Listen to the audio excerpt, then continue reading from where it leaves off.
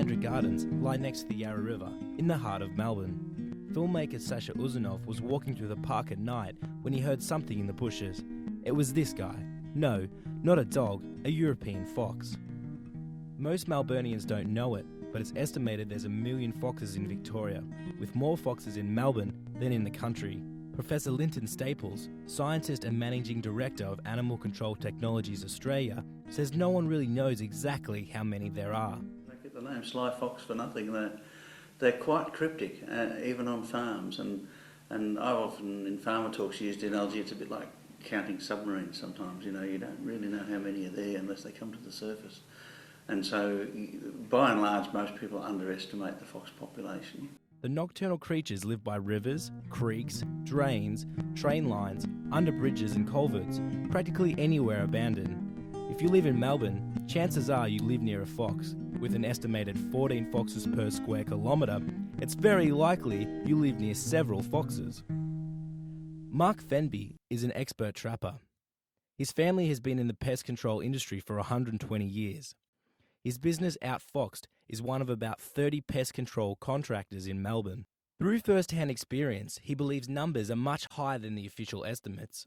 Where I interviewed him in Ivanhoe, he thought there would be 100 to 250 per square kilometre in the region. He says most Melburnians have no idea about foxes. They don't think it's a problem. They don't see them. The only time they see them is when they've eaten their chooks or come and eat their cat food and they've seen it actually run out of their backyard. Foxes are an introduced species. They were released in the mid-1800s on the outskirts of Melbourne by sports shooters, and they have been spotted in the inner metropolitan area since the 1940s. A fox is a very sophisticated, high-level predator armed with excellent hearing, day-night vision, one of the best senses of smell probably of any animal in the animal kingdom. They're agile, they're quick, and they're smart. And that's a pretty sophisticated character. So they're very good at what they do, and I actually admire the fox. I have no problem with foxes per se. I have a difficulty with introducing something that good into a continent full of wildlife which has developed over millions of years with no defence, no need for a defence, largely against that kind of predator. The Department of Primary Industries believes foxes are the main reason for the extinction of 9 types of bandicoots, bilbies, potoroos, rat kangaroos and wallabies, and is a threat to a further 76 native bird and animal species. They certainly are a threat to native animals, but they could potentially be harmful to humans as well. The very big ticket item is that they would be a very, very good and natural vector for rabies if rabies gets into this country.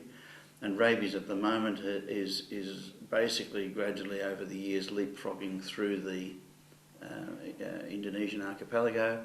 There's a major outbreak of rabies occurred 4 or 5 years ago. It commenced in Flores Island, which is the next island from Timor in the Indonesian archipelago. So most of us believe it's only a matter of time before rabies does successfully enter Australia. It seems unthinkable then that 7 cases have been reported in the last 2 years of people keeping foxes in their backyard. It is an offence to maintain a fox as a household pet, and those who do face a fine of up to $7,000. Foxes certainly aren't being welcomed into the backyards of country Victorians. It's not hard to see why. Foxes kill up to 30% of lambs in some areas. In Birchip, northwest of Victoria, Ben Spicer has been hunting foxes since he was 8 years old. Ben shoots 10 to 15 foxes a night, but he says it's a constant battle to protect his livestock. There's always more foxes coming in from other areas.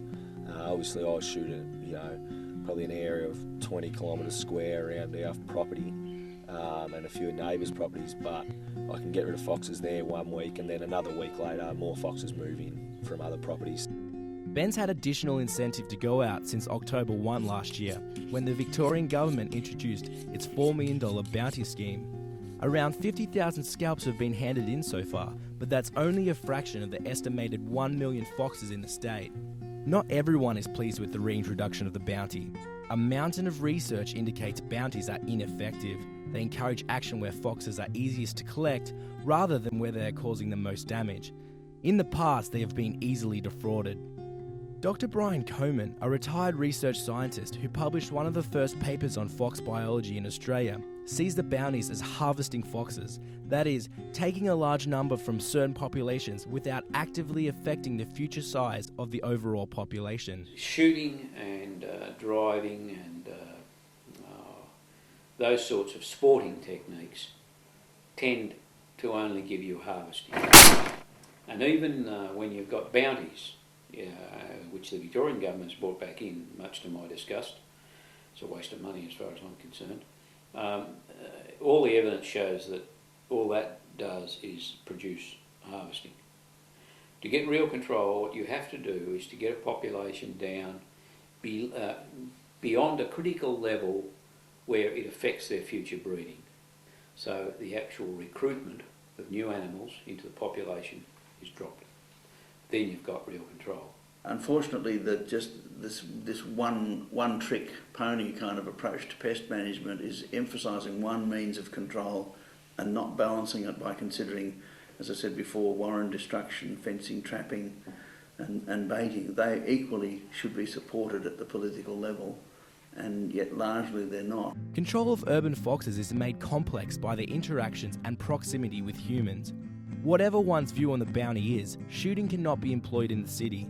Dan fumigation and destruction is difficult because urban fox dens range from rock piles to dockland shipping containers. Another alternative is trapping, but it can pose a risk to domestic dogs and requires unique environments like national forests to be effective.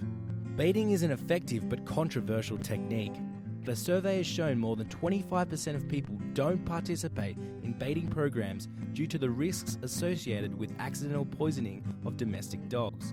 Linton has been working with the Invasive Animals Cooperative Research Centre to develop an antidote called Blue Healer to be used if baits are ingested by domestic dogs, but the Australian Pesticides and Veterinary Medical Authority still has to assess and approve the bait for use. Why has such a solution taken so long? Well, apart from the intense research and development required to make a safe, shelf-stable drug, there has been a lack of support from the community and government. Some argue there's not enough research showing foxes do substantial damage to the urban environment. After all, there's not a whole heap of native wildlife in the CBD. Others, though, like Fleur Baker, have felt the bite of the urban fox. Fleur's business Bookachuk hires out chickens to Victorians, but recently she had a visit from an unwelcome customer. A fox got into her coop. I lost about a dozen chooks, mixed breeds, mostly my rental hens. They killed everything that was in that coop except for the duck. Fleur had to borrow chickens from her mother's farm so she could still supply clients. I've lost business, but it's also the fact that I know each of them by name, and they're pets as well. And some of them I've had for quite a few years, so they're they are pets as much as anything. So it's unpleasant. Whose responsibility is the fox problem? The Department of Primary Industries, the government organisation that delivers the policy on the pests, categorises foxes as an established invasive animal. Under the CALP Act, the Catchment and Land Protection Act of 1994, all landholders have a legal duty to prevent the spread of and, as far as possible, eradicate established pest animals.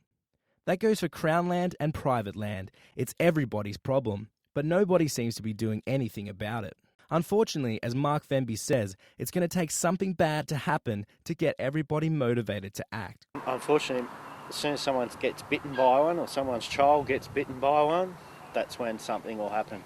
And the government knows it costs money, the councils know it's going to cost money, and until it becomes such a problem that they've got to spend money on it and get serious about it, that's the case it's going to be. It's always going to be. I wanted to ask Peter Walsh, the Minister for Agriculture and Food Security, if there was anything being done with councils that don't know of or more problematically aren't adhering to the CALP Act. Why is there no funding directed towards an initiative to eradicate the urban fox? And why, in the face of substantial research, did the government only roll out a defrauded and ineffective bounty scheme? Unfortunately, after weeks of pestering, neither the Minister nor his media advisors would comment. It seems the actual extent of the fox problem requires more research, and we need a new statewide control strategy to be developed. In the meantime, if you want to investigate the problem yourself, it could be as simple as taking a torch down to your local park after dark.